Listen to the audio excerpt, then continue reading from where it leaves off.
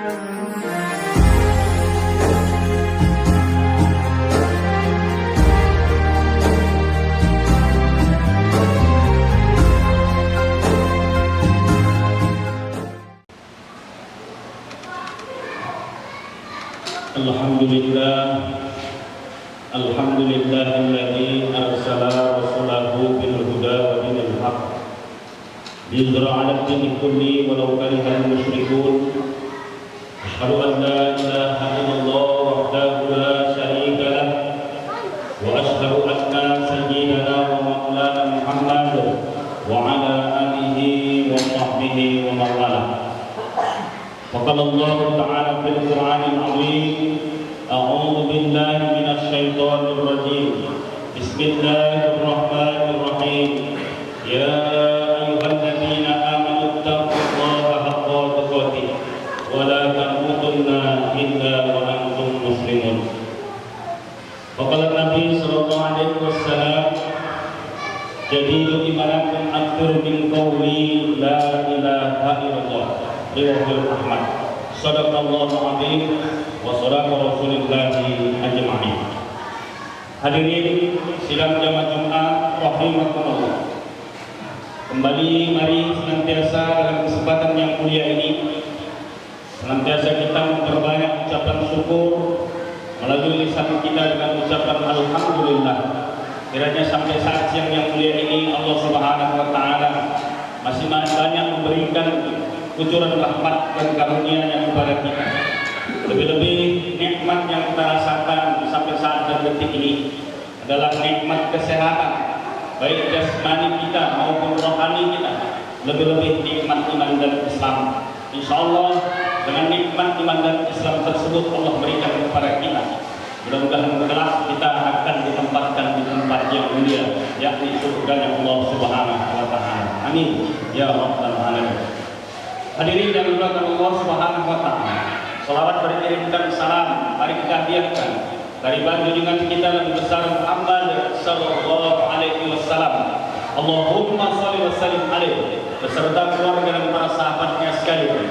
Semoga dengan memperbanyak salawat serta salam kelak kita akan mendapatkan syafaatnya dari beliau di mahsyar kiranya. Amin ya rabbal alamin. Hadirin yang dimuliakan Allah Subhanahu wa taala. Kiranya melalui mimbar ini khotib ingin berwasiat kepada seluruh jamaah, terkhusus kepada diri saya pribadi. Mari kembali kita tingkatkan kadar iman serta ketakwaan kita kepada Allah Subhanahu wa taala. Iman dan takwa tentunya bukan hanya sekedar ucapan kita belaka, namun mari kita realisasikan dalam hidup dan kehidupan kita dalam wujud ibadah, melaksanakan segala perintah-perintahnya dan meninggalkan daripada larangan Allah Subhanahu wa taala. Perlu kita ingat bahwa sesungguhnya kita yang berhadir ini tidak satu pun mampu menjamin apakah kita yang berhadir pada hari ini sudah barang pasti nantinya kembali menghadap Allah dalam keadaan muttaqin. Namun hari ini kita berhadir adalah bentuk ikhtiar kita, bentuk usaha kita agar kiranya kita nantinya kembali menghadap Allah Subhanahu wa taala dalam keadaan muttaqin. Amin ya rabbal alamin. Hadirin yang dimuliakan Allah Subhanahu wa taala. Dalam kesempatan yang mulia ini tema kita adalah 3 amalan yang kita tanamkan dalam hidup dan kehidupan. Hadirin yang dimuliakan Allah Subhanahu wa taala. Tidak terasa kita sudah memasuki bulan Rajab. Bulan Rajab merupakan bulan yang dimuliakan Allah Subhanahu wa taala. Ketika baginda Rasulullah SAW manakala beliau bertemu bulan Rajab, maka beliau berdoa kepada Allah Subhanahu wa taala, Allahumma barik lana fi Rajab wa Sya'ban wa balighna fi syahri Ramadan. Ya Allah, berkahi aku di bulan Rajab, berkahi aku di bulan Sya'ban, dan pertemukan aku di bulan Ramadan. Hadirin yang dimuliakan Allah Subhanahu wa taala. Begitu terasa cepat perjalanan waktu sehingga menjadi titik tolak kita agar kiranya kita mampu untuk memanfaatkan waktu yang diberikan Allah Subhanahu wa taala, agar kiranya dalam hidup dan kehidupan ini Allah berikan kepada kita kesempatan yang tentunya sudah tidak diperoleh lagi kesempatan tersebut kepada saudara-saudara kita yang sampai saat ini sudah berpulang menghadap Allah Subhanahu wa Ta'ala. Oleh karenanya kita bersyukur kehadirat Allah Subhanahu wa Ta'ala. Sampai saat dan detik ini kita masih diberi kesempatan oleh Allah untuk menikmati yakni bulan Rajab. Yang diantara kita juga tidak akan pernah tahu apakah kita akan sampai nanti kepada bulan Syawal ataupun sampai kepada bulan Ramadan. Maka oleh karenanya kita berdoa kepada Allah Subhanahu wa Ta'ala agar kiranya kita manfaatkan waktu dengan sebaik-baiknya di bulan Rajab ini. Salah satunya untuk meningkatkan amal ibadah kita kepada Allah Subhanahu wa Ta'ala. Hadirin yang dimuliakan Allah Subhanahu wa Ta'ala. Oleh karenanya kehidupan dunia ini adalah memperdayakan. Kehidupan ini, dunia ini seperti permainan. Andai kita lalai dan lupa atas permainan dunia tersebut dan tidak kita beribadah atau mengabdi kepada Allah Subhanahu wa Ta'ala, maka kita akan mengalami penyesalan yang sedalam-dalamnya kelak di hadapan Allah Subhanahu wa Ta'ala. Oleh karenanya mari kita amalkan 3 amalan dalam hidup dan kehidupan ini. Yakni yang pertama, kita menanamkan istiqomah, konsisten dalam akidah, konsisten dalam ibadah.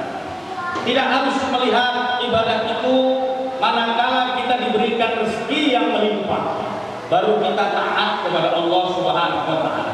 Sebaliknya manakala rezeki kita tipis, rezeki kita kurang, ekonomi kita merosot, kita lalai kepada Allah Subhanahu wa Ta'ala.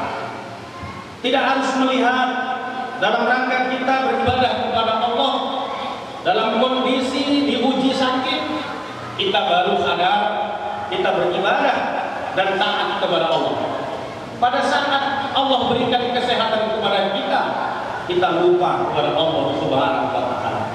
Oleh karenanya menanamkan istiqomah, konsisten dalam akidah, konsisten dalam ibadah, tidak harus melihat situasi dan kondisi. Dalam keadaan apapun kita tetap mampu untuk merealisasikan nilai-nilai ibadah dalam hidup dan kehidupan kita, dengan kesimpulan agar kiranya kita mendapatkan keberkahan dan keridhaan dari Allah Subhanahu wa Ta'ala. Hadirin yang dimuliakan Allah Subhanahu wa Ta'ala, Allah menciptakan kita manusia dilebihkan dari makhluk-makhluk yang lainnya. Salah satunya Allah berikan akal. Dengan akal tersebut mampu kita gunakan untuk berpikir yang baik, berpikir yang benar. Allah sudah siapkan nantinya kelak ada 2 tempat, yakni surga dan neraka. Kembali kepada kita. Andai kata kita ingin masuk ke dalam surga, maka tidak ada lain adalah mari kita tanamkan iman dan amal solih dalam hidup dan kehidupan kita. Karena orang-orang yang celaka, orang-orang yang dihinakan Allah Subhanahu wa Ta'ala adalah orang-orang yang melupakan Allah Subhanahu wa Ta'ala. Allah berikan akal. Laqad khalaqnal insana fi ahsani taqwim. Allah ciptakan manusia itu dari sebaik-baik bentuk. Tsumma radadnahu asfala safilin. Kemudian Allah jatuhkan manusia tersebut di tempat yang serendah-rendahnya, bahkan hina. Illal ladina amanu wa amilus sholihat.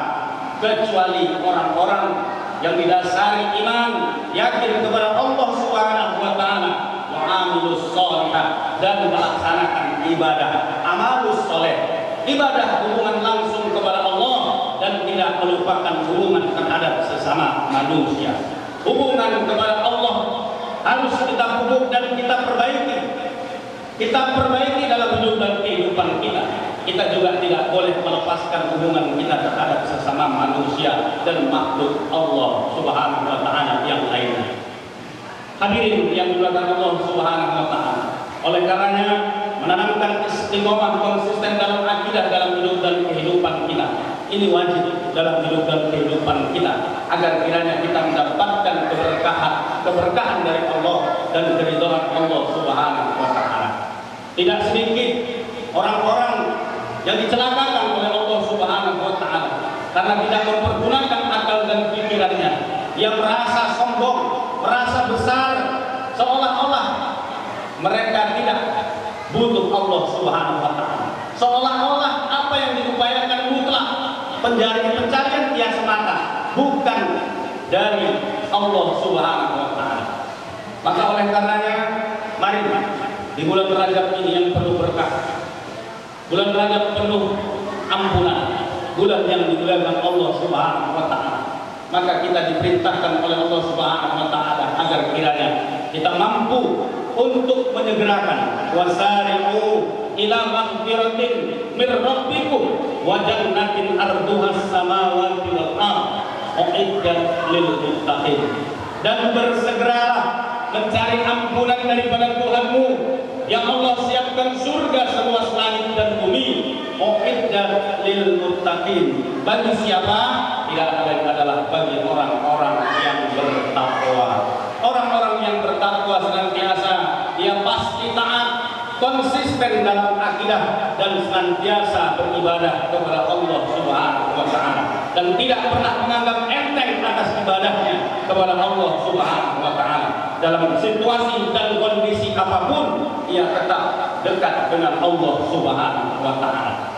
Hadirin yang dimuliakan Allah Subhanahu wa taala. Kemudian yang kedua, kita tanamkan dalam hati kita, kita amalkan dalam hidup dan kehidupan kita adalah istikharah. Istikharah adalah senantiasa memohon petunjuk agar kiranya kita tidak menjadi orang-orang yang sombong, orang-orang yang takabur, seolah-olah kita tidak butuh Allah. Kita butuh petunjuk dari Allah Subhanahu wa taala.